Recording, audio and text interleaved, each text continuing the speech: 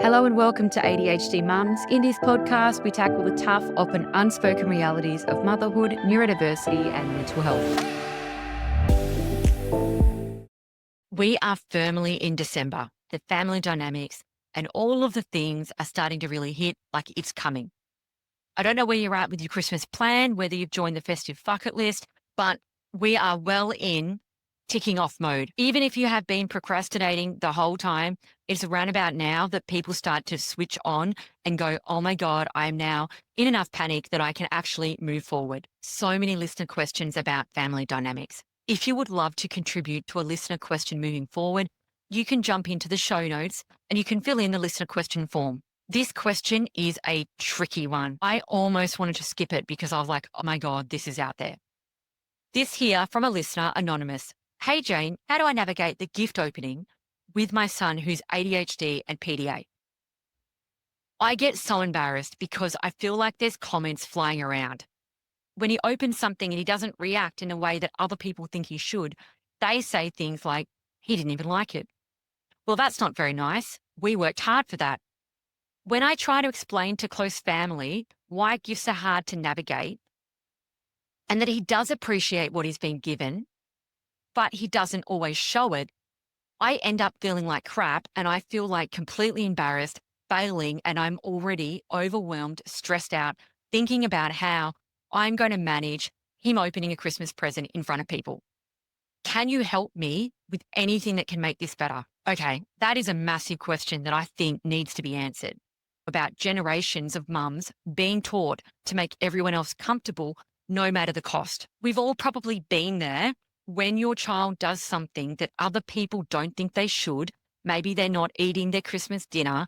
Maybe you've bought your party pies or your chicken nuggets, you put them out on the plate, and someone says, I worked really hard on Christmas lunch. Why isn't your child eating my food? Is it not good enough? Sometimes some mums, people pleasers in us, the ones that have grown up with that good girl mentality, like I'll just spread myself thin and make everyone else happy. And I've got episodes on that are in the show notes. So everybody has a nervous system response to conflict or stress. And if you have the good girl mentality, which is sometimes called fawn, where you basically go into people pleasing mode, it can be really triggering when your child doesn't eat the food, doesn't thank for the gift in the way that your family or friends or whoever it is think they should. You may feel complete loyalty to your child, like that's my child. I want him or her to feel okay. But on the other side, you also want the other person to be okay because you want the conflict to stop. Like make that person stop saying that. Make it safe. Say whatever you need to do to get that person to feel okay because I don't like this moment. And a lot of us will people please all day, every day for ourselves. But when it's our child, we're like bumped up against some massive boundaries because we don't know what to do.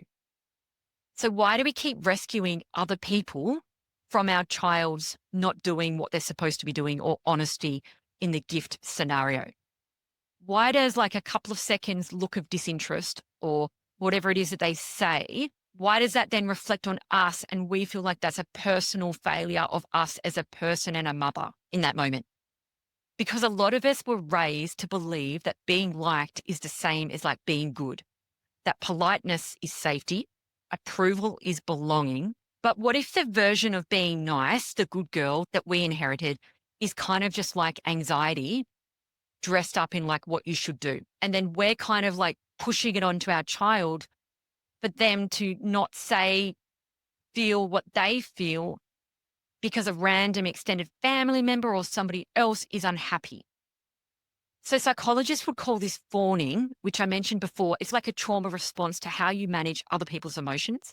And you do this so you don't have to feel your own. So for a lot of people, this is kind of rebranded as good manners. For a lot of ADHD mums, this can be like a survival strategy. So you fix, explain, overfunction, because staying ahead of disappointment feels safer than sitting in the disappointment. And then people pleasing is like emotional hypervigilance in a tight, high voice, for me anyway. Kind of when your brain might say, don't upset anybody, don't speak up, make everybody feel okay. When I was young, I had this auntie that came, she was so stingy. Like, you know, the book bins at bookshops where they have a discount bin and they have like those really bright green stickers that say 50 cents. She would just buy them and then not even take the stickers off. So she'd just buy me two 50-cent books for Christmas and then wrap it up. Now, I was the biggest bookworm of all time. I had read everything. I read libraries and libraries. Like, it's difficult to find me a book I hadn't read. My parents didn't even buy me books because they would just drive me to a library because I just got through them so quickly. But every Christmas, she'd give me some like old paperback with like an old lady on the front with a 50-cent markup that nobody wanted. And to be honest, I've just crap books. But then she would act like she'd given me like a car and I was 16. Like, that was the level of gratitude she was expecting. She would look at me like as if, God, I've killed that. And my mum would usually pull me aside before she arrived and say, smile, say thank you, don't make her feel bad. I know the books suck, but just go with it. Just pretend, blah, blah, blah. Say you like it. Say you haven't read it. And I would dread it every Christmas. She'd be trying to pass me this gift and I would be actively trying to like hide it, leave it to the last. And she'd like follow me around with it until I opened it. I don't know if she actually thought it was good. I mean, she can't have done. And then I'd have to fake this surprise rehearsal on my face. And she'd go, have you read it? And I'd pretend to be grateful and pretend it was really good. And I'd also look at the 50-cent sticker thinking, oh my God, why is she still leaving this on? The message that I had was that adult comfort is more important than my honesty. And other adults' comfort is more important than how I felt. I'm autistic and ADHD, so I'm a real straight shooter. I really don't fake well. I remember saying to my mum a few times, why can't I just tell her that I don't like them or that I read them too quickly or that I don't read those books? Because if I tell her, she'll probably stop buying them. Can't we just tell her? But my mum wasn't having it. Her rule was clear: protect my auntie's feelings at all costs. Or maybe she thought my auntie wouldn't change anyway because she wanted to get away with giving me a gift for $1. That was probably on the cards too, to be honest. It's not like she didn't know. She knew it was a crap gift. And I suppose me pointing it out maybe wouldn't have helped. Hard to know. But that's where the performance begins. I learned as a child that embarrassment, an adult's embarrassment, is my responsibility. Truth is rude, and that it's best just to erase how I feel and go along with things and smile and pretend. So years later, generally at birthday parties, I say to my kids, oh no, we don't open them here. And I pretend it's about things might get lost. But really I'm thinking I don't want my child to say I've got that or be seen as ungrateful. And I don't want the other person to feel bad about it. And so I just say, oh no, we'll take the presents home. Because somewhere deep down, I'm still the kid holding the 50-cent book, pretending that it's like treasure and it's amazing. Because that's really what people pleasing is. It's like it's basically your inner child talking with your adult mouth. If you love this episode, please go back to my Good Girl episode. I will put it in the show notes as a related episode. Basically, for Christmas this year, you can't heal people pleasing by just hearing this episode. Like, it's so ingrained. But learning to say no is the first step forward. You can heal it, but you have to remember who taught you that the truth was dangerous, for example, who taught you that pleasing others was more important than yourself. Figure out what exactly your story is and decide to be different and that you can have boundaries and people could be disappointed and that's okay. So it's the in-between of your old identity and the new one. You're not the peacekeeper for people. I try to have a mantra. I'm like the protector of my own peace and my family's peace. I have to be the gatekeeper for that. Because if I've got no boundaries, we are like overrun. Let's talk about how to make this actually doable for your family without you having to advocate like constantly, because that's exhausting. Here's some practical steps to structure things differently. You can pre-frame with kindness and stop apologizing first. So you might have to let people know in advance. These are just examples because everyone's going to have different scenarios, right? This is not going to be applicable for people that have got high levels of trauma with parents or toxic family members, ex-partners, toxic relationships at the moment. We're talking about some boundaries with some fairly healthy relationships where you can actually say no without re-traumatizing yourself. And you've got PTSD, you've got a narcissist ex-partner example. Let's not use this episode there. Let's get some one-on-one counseling with that. We're starting small.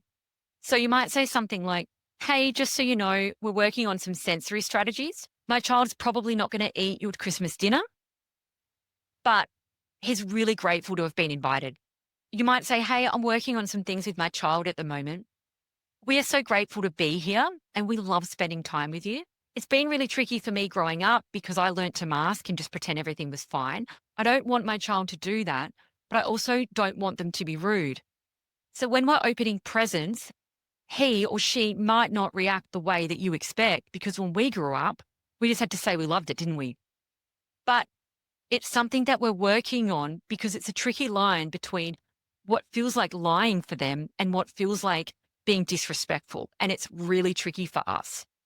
I don't want to just teach them to mask because that led to chronic mental health challenges for me. You don't have to share to that level if you don't want to, but there's nothing wrong with a bit of honesty. You might have to give your family or friends a bit of a map about what to expect.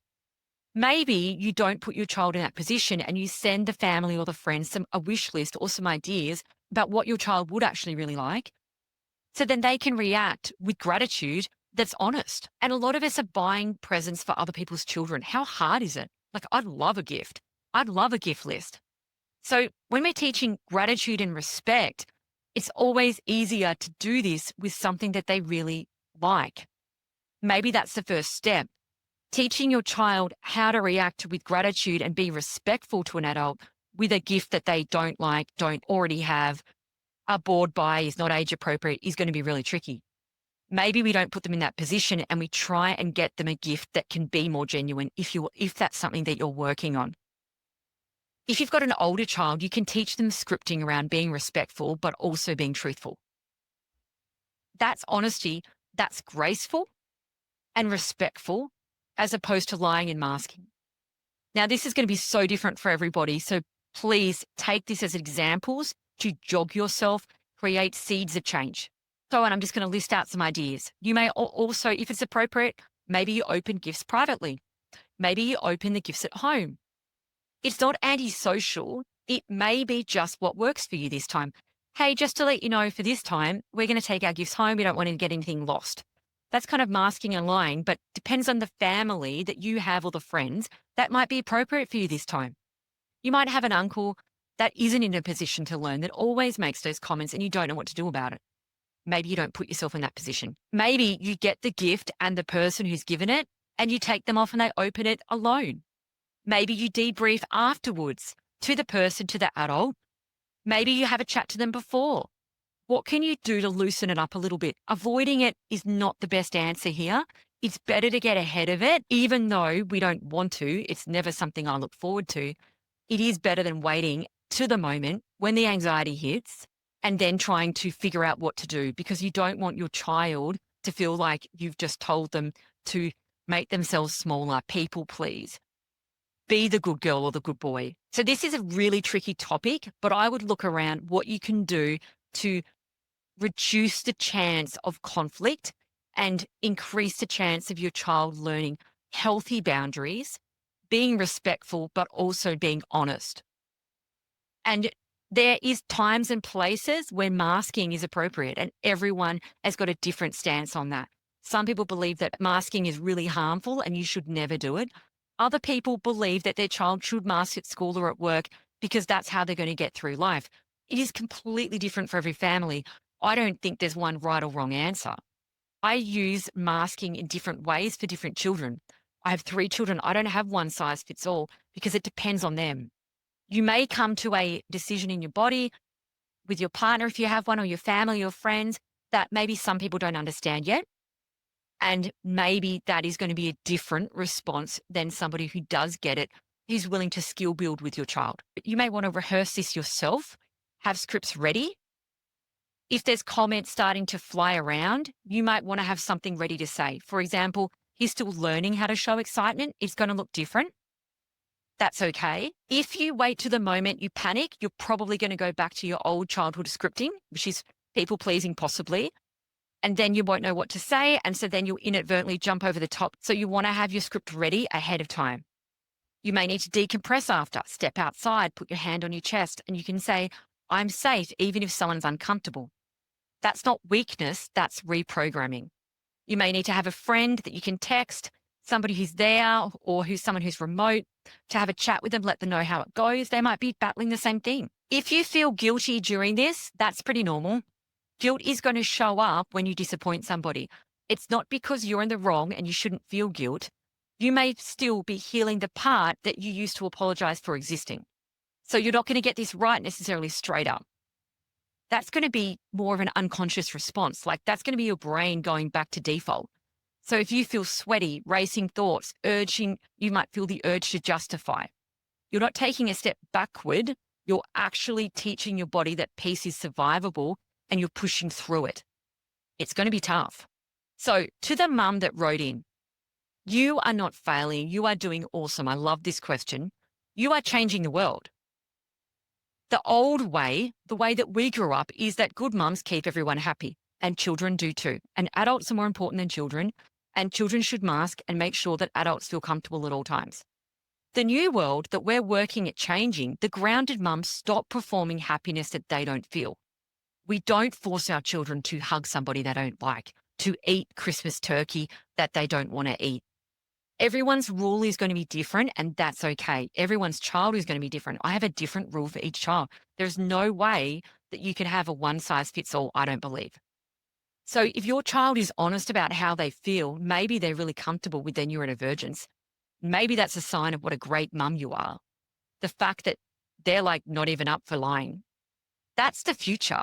And so your discomfort in that transition isn't wrong. It's growth. So when someone says, he didn't even like it, they're not great, your child isn't grateful. You can learn to be okay with that in that moment. And you might say, he expresses himself honestly. When I get something I don't like, I just smile and nod. And that's actually hasn't helped me.